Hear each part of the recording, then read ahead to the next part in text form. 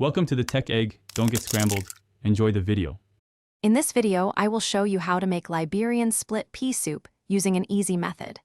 This hearty and flavorful soup is a staple in Liberian cuisine, known for its comforting taste and simple preparation. We'll walk through each step, ensuring you can create a delicious pot of soup right in your own kitchen. Get ready to enjoy a warm, satisfying meal that's perfect for any day of the week, bringing a taste of West Africa to your table.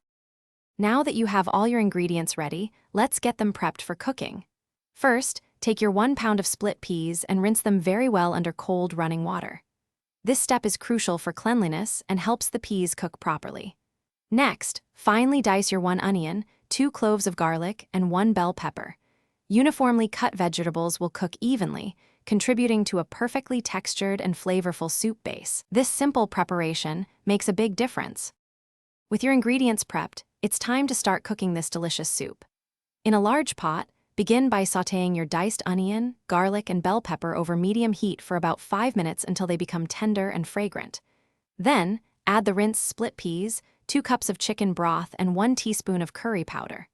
Bring the entire mixture to a boil, then reduce the heat to low, cover, and let it simmer for 45 to 60 minutes, or until the peas are tender. As your soup finishes simmering, it's time for the final touches to perfect its flavor. Stir in a half teaspoon of black pepper and add salt to your liking, tasting and adjusting as you go.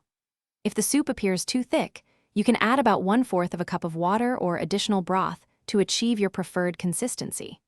Serve this comforting Liberian split pea soup warm, perhaps alongside some fluffy rice or a slice of crusty bread for a truly satisfying and authentic meal. Enjoy! Thanks for watching. Consider subscribing if I helped unscramble your problems.